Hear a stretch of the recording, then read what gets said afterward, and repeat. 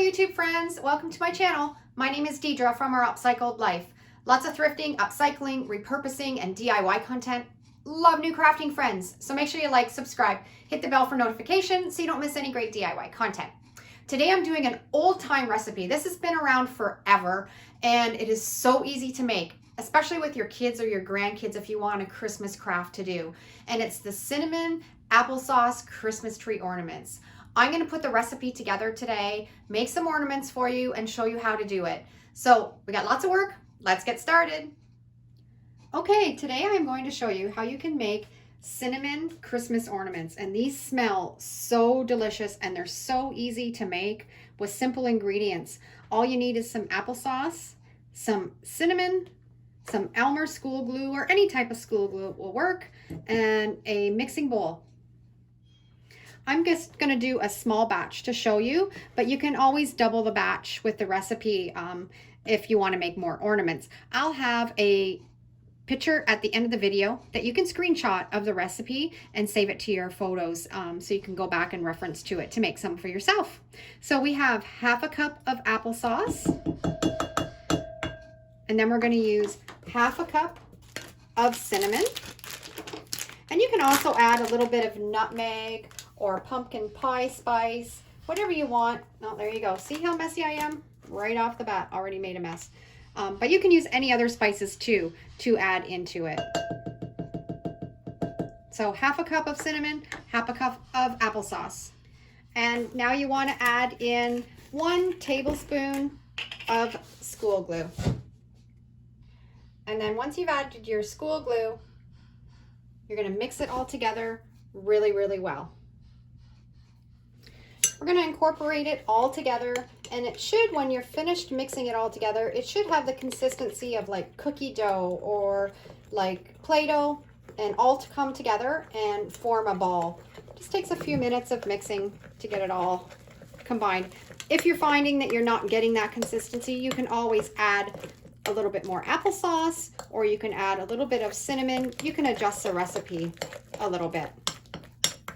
I think mine needs a little bit more cinnamon just to thicken it up a little bit, so I'm going to add some more. I've added a little bit more cinnamon. Just going to mix it all up together. And my craft room is already smelling so delicious. Now you can see how that's forming a ball and coming away from the glass, and that's exactly what you want. We got it mixed up really well. Okay, we've got it all rolled into a ball, and we're ready to put it on some parchment paper. And then I'm going to put another piece of parchment paper on top of it, and then I'm just going to start to roll it out. You want it about 1/4 of an inch thick. If you make it too thin, when it dries, you find that it kind of will curl up on you. And if you leave it too thick, it takes a long time to dry out. So what I like to do, I have little wooden slats that are about 1/4 of an inch, and I like to put it beside what I'm rolling out, and it's like a guide, and it'll take it to the exact width that you want your dough to be. I like using this trick with my air dry clay also. And then once we get that all consistent, then we're ready to start cutting out some shapes. I've got it all rolled out right to the thickness that I want. Now, this doesn't rise, it doesn't change shape. Whatever it looks like right now is how it's going to look when it's dried. So this has a little bit of wrinkling in it from my parchment paper. I'm just kind of smoothing it out with my hands and my fingers just to make it nice and smooth so it looks nice when they're all dry.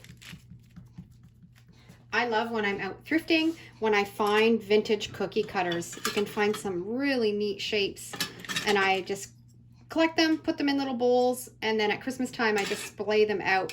I'm going to use a couple of these to cut my cinnamon ornaments. I'm going to cut a pretty snowflake, and then I'm going to do a really pretty Christmas tree,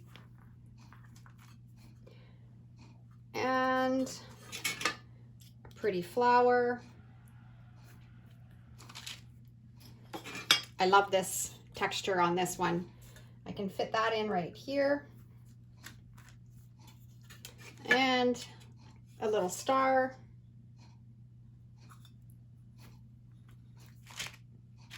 And I think I have room for another, yep, the flower will fit right in this one here.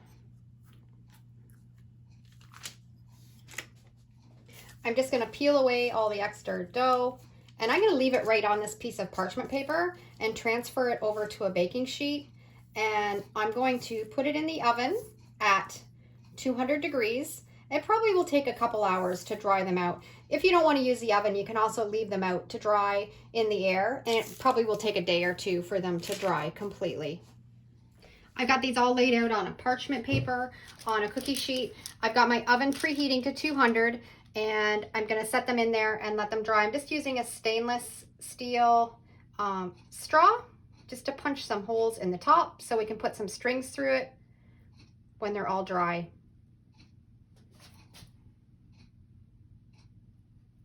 And there we go, we're all ready. It's the next day and my ornaments are all dry, and oh my goodness, they smell so yummy.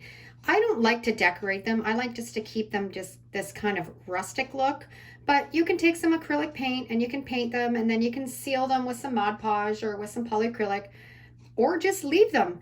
But I'm gonna put some of this festive kind of jute string that I have through them and put them on my Christmas tree. These are all finished, but my poor gingerbread, he didn't make it. I think I might have rolled it just a little bit too thin, and he lost his head, but that's okay. If I make another batch, I'll get another gingerbread man made. So try this recipe with your kids. It is so much fun. They smell so delicious, and it's so easy. So I hope you liked today's tutorial, and if you like this video, I'm sure you'll really love the next one. Thanks for watching, and we'll see you in the next video. Here's the recipe. Take a screenshot so you can save it.